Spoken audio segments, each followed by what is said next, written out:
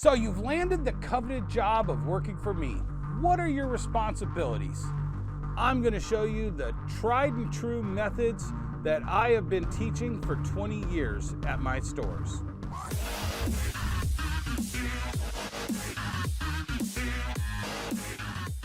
Welcome to Wonderworld Comics. I'm Dennis Barger, 45-year veteran of buying everything collectible, 35-year veteran of selling everything collectible, and 20-year veteran of owning a store. I made this orientation packet 20 years ago when I opened my first store. I've made a few changes along the way, but all in all, this is the exact thing I teach every employee that works for me. Let's open it up and find out. First of all, I put these together on backer boards, used backer boards that I get in comic book collections. I've only added a few of these over the time. I'm going to go through every one of these just like I would with my employees. So I sit down again across from the employee and I give them the first quiz. What's the main job here at Wonderworld Comics or Dystopia? I give them a few seconds to give me an answer. Believe it or not, most of them don't get this. Only about 25% of the new hires guess this on the first guess. The first job is to sell. I know it seems easy, but believe it or not, everybody thinks it's something else, this, that, or the other. It's always about selling. Then, I have a caveat to that. Not only is selling important, but knowing when you can't sell, that's just as important. Authenticity is important for the sales process. If you know nothing about comic books and you were hired for just Pokemon and somebody is working with you that knows about comic books, don't be so prideful that you can't pass it off to somebody else to make the customer get the best information before they purchase. In the middle of this, I kind of just put alert when sold out or close to it. I want to make sure our stock is always full. If somebody comes in and buys a whole bunch of our Batman comics and our Batman comics are depleted, I want you to make sure you make me a list of things that I need to restock, and I can go into the warehouse and pull more Batman comics so that we're never low on stock. And then I add this little, especially when you, the employee, take the last one. Look, the people we hire in stores like mine are the people who are into this kind of merchandise. You gotta let them buy the stuff because that makes them a better salesman on that stuff. I just want them to tell me when they buy the last of something so that I can go and restock it if I can. We call this the Uno rule. When you buy the last of something, just call Uno so that I know we're getting low. Along with that one is called make lists. Make lists of everything I need to get into this store. If you think I'm missing something, tell me. I probably got it in one of my places where I store all my stuff. Toys, comics, cards, those are the main things that I want to make sure I have stocked at all times here at Wonderworld Comics. Side jobs. Here's another spot. Tell me what you think the main side job here at the store is. I'll give you a hint. Only 50% of the people that I run this orientation pack with ever get it. What is that the main side job? Clean. You gotta make sure the floors are clean. You gotta make sure there's no dust on the shelves. You gotta make sure that everything looks the best it can look for the customers. On the back of this, I have a list of all the things. Take the garbage out, sweep the floors, clean the windows with Windex, clean the cases, clean the tables, clean the chairs, straighten the wall, pick up garbage on the floor, make bags and boards, and price everything. Restock is important. If we have it in the back and we sell it in the front, you gotta bring it out from the back and into the front. This can be for anything. Anything that we have too much of to put all of it out in the front, we have restock in the back. You have to make those lists of the stuff we're out of so that we know where to grab the extra stuff from to restock. Organize behind the counters. This is one of the most important things because if you have stuff behind the counters, you start tripping over it, you start damaging it, and if it's behind the counters and it's not out on the floor, then it can't be sold, which is the first rule. Back to that. Next up, price everything. Everything that comes in has to go through all the different places. If we're buying in video games, it has to get tested. Once it's tested, it goes up for pricing. Once it's priced, it needs to be bagged and stickered and put out for the customer to buy. You have to price everything in the store. Price your departments. Every employee I hire in for one thing or another. Maybe they're an expert on comic books. Maybe they're an expert on Pokemon cards. Maybe they're an expert on Magic cards, vinyl discs, video games, anime or manga. Once they get hired in, I kind of find out what they're most interested in, and I lean on them to be responsible for that department. And if they are responsible for that department, they have to price everything in that department. After they've suggested price, that's when I come in. If I think that something is a little bit more expensive than what they price it at, I will move it to a different sales category. I take little things like books that used to be a key book in the comic book world, but maybe have dropped down in price. I say, let's put an extra couple bucks on that one and see if it'll sell at that higher price. And then usually it comes back around and it hits that price again and it sells. One of the most important rules, put stuff back. OCD. If you take the scissors out of the scissor area, make sure you put the scissors back so that the next time somebody needs scissors, we all know where it's at. Tape guns, tape dispensers, bags and boards. Everything has a place, and that place, I want the employees to be OCD about it. This is just a simple thing, but I've gone to a ton of stores, and they've got stacks of empty boxes laying everywhere. Break those boxes down, take them to the recycling bin, get them out of the common areas. I was just in a store last week that had 3 giant cardboard boxes blocking what I wanted to look at. That's not how you have your sales floor. You have to break those boxes down, put them wherever, if you need to reuse them, put them somewhere where you can reuse them. If it's something you're never going to use again, get them out to recycling or trash. Bags and boards. Comic book stores run on bags and boards. It's really important to make sure you have a great source for those bags and boards, but more importantly, one employee making those bags and boards in advance is going to save another employee that when you get a new collection in, the time and effort of just putting them into those bags and boards and not having to make the bags and boards and then do that job. Bags and boards is a really important side job, and after the cleaning, this is actually one of the most important side jobs here at the store. So the first part of that orientation pack was done back in 2005. The second part of that was done in 2009. This section wasn't created until 2015. During our 10th anniversary, I felt we needed a couple new rules based on the things that were going on in the store. Here they are.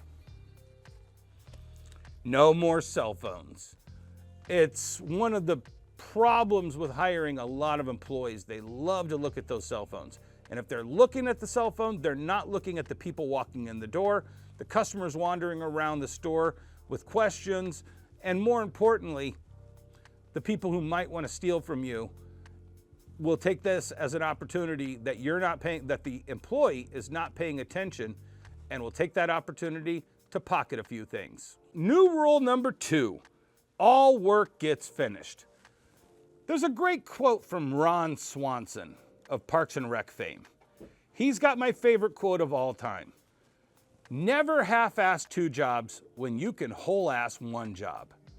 If I give somebody a task like 300 comic books, if you don't think you can bag and board 300 comic books, look up the price, put the stickers on them, let me review them in the rest of your shift, then only do 150 and make sure all 150 of those are finished before starting on the other 150.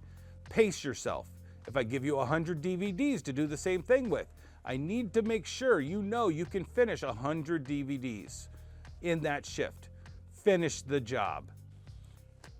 Friends are friends and business is business. Too many times, your friends are going to be excited that you're working in a place like a comic book store or a record store.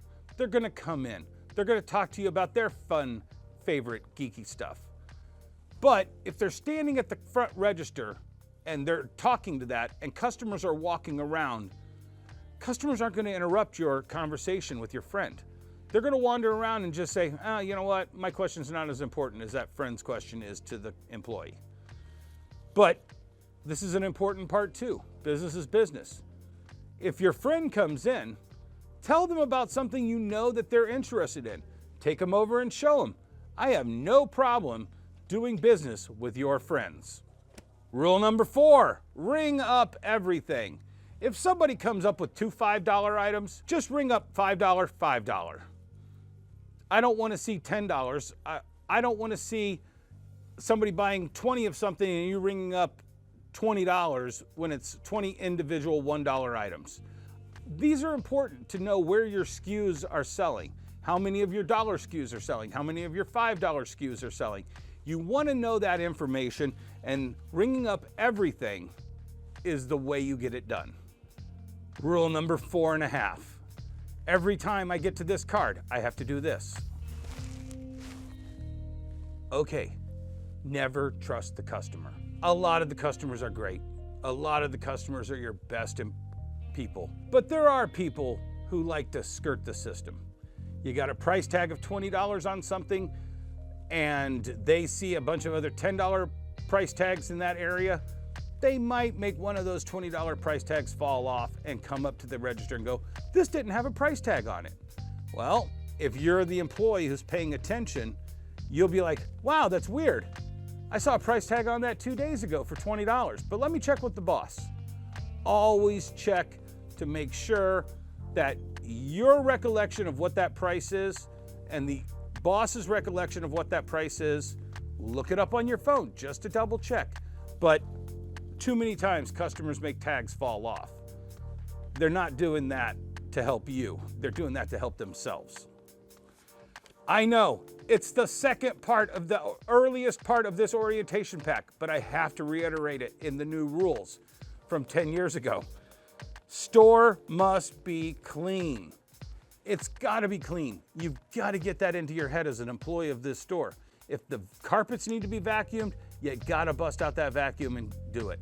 The customer doesn't want to see a dirty store, and I need my employees to make sure the stores are clean. Rule number 6, say hello to everyone. I know, this seems like it's silly, but do you remember when you used to go into Blockbuster Video and everybody would drop everything to say hi to you? This is the same rule, but there's a lot of other reasons why you want to have this done. If there's 2 employees in the store, you want to make sure that whoever's nearest to the door says hello to the customer. To alert the other employee that there's somebody in the store. I also have 2 other reasons on the back of this card. Tells the customer, I know you're here. If this is one of the customers that might try to steal from you, if they know that you saw them walk into the store, they're going to be less likely to try to pocket something because they know they have been recognized coming into the store. And last, and it goes back to the first rule, it starts the selling process. Rule number 7, every customer gets told about something. Whether it's your $5 coupon promotion that you're running that month, whether it's free comic book day coming up in 2 months, whatever it is, tell the customer something. This continues that selling process, that conversation between you and them. And also, if they say they're not interested, that's them telling you, back off a little bit, give them some space. But you are engaging with the customer. Rule number 8, same as rule 6 and 7. It continues the process, but say goodbye to everyone. It tells the other employees that the customer that you just said hello to is now gone. It also basically concludes the process, but makes them feel like, hey, you're welcome anytime. I said hello, and I'm saying goodbye. Simple rule, Wonderworld time is 5 minutes early. I want the store open and ready for customers to walk in the door at exactly the open time. So the only way to do that is to have the employees show up 5 minutes early to make sure the lights are on, the doors are unlocked, the racks are rolled out and put into place. This is a simple procedure that every store should have in place to get all the parts of the store in place before open. Rule number 10, my way or the highway. I've spent 20 years putting all of this information together. It's very simple. But if you can't sell and you can't clean and you can't say hello to the customer, I'm sorry, I can't have you here. These are rules that I've come up with in the last 3 years. Because we're in a mall and because we have things all around the store, it's really easy for a two-man team to try to steal from you. One to distract you, one to go up and open the register and take the money. So that's why I put all the keys for all the display cases on the register key. So if you have to go to a display case to open something for a customer, you have to take the register key with you. One person on reg at all times. If you're going to be distracted, we always have an employee to float between the two stores, or me. Just call the other employee and say, hey, can you come over and watch reg while I'm helping a customer? Absolutely, I'll be right over. This is a crazy part of this story. I added this last week. First of all, Bruce Lee was the greatest philosopher of our time. He had a simple statement, be like water. It means flow. It means fill any vessel with your ability to manage these stores. But what's Disney about? I'm going to tell you a quick story. So I went to Disneyland 3 years ago. They have these stores for Star Wars and other things all throughout the park. First day I went there, I saw 3 of this item. I was like, oh man, 2 of them are banged up, but one of them's really nice, but I probably should buy all 3 of them. But I don't want to buy it now because I'll have to carry these bags around. So I left them and I went to eat with my kids and then I went back to my hotel. The second day I go back there and 2 of them are missing, the 2 with the meat end corners. But the perfect one was there. I'm like, oh, I better buy this right now. So I buy it, take it back to my hotel, everything's good. Then the third day I came in and I found the other 2 in a different part of the store. So I stopped the little Disney employee and I said, hey, come here for a second. Can I talk to a manager? They're like, is this a problem, sir? I'm like, no, this is a good thing. Manager comes out, I explain to him, day 1, day 2. He laughs. He comes up to me and goes, we have a crew that comes in every night and they move the merchandise around the store to basically do what you exactly did. If you see the merchandise move, you won't wait. You'll grab it immediately. I came back and I immediately did that in my store. And sure enough, one of the first items I moved around my store, somebody that was a mall walker here in the mall saw that item not where it was in the windows, came in and said, did you sell that hoodie? I'm like, no, actually it's on our racks back here now. They bought it immediately. Be like Disney Water. I encourage every one of my employees to move stuff around the store so that the customer is always seeing something new and different. This has worked. It works for Disney. It works for small businesses like mine. And it lets the employee think that they are helping contribute to the store's success. The last rule, I just added it this week. When you call off a shift or call in sick, you're not just affecting the store owner who has to cover that shift. You're affecting your other employees. You need to understand that I have all the employees here to make sure everybody's job is nice and evenly distributed. When you call off, it makes it difficult for those employees to do their job because now they're doing yours and their job. Just be considerate of the other employees. It's not just about you and my relationship. It's about your relationship with everybody who works here in this store. I know, these are all basic, simple rules. But not everybody sees it that way. Some people have never worked retail before. You have to explain this to the employees so they know what's responsible for them. Also, this is so simple that you might forget it from time to time. That's why I always have these ready, that if I have an employee who's not doing the job right, I'll be like, hey, remember your orientation? Or do I need to break out this pack again and teach it to you? Thanks for watching Wonderworld Comics. I hope these simple rules help you make your store that much better. Watch our content, like and subscribe. I'm going to be making more of this stuff, and we'll see you here on Wonderworld Comics.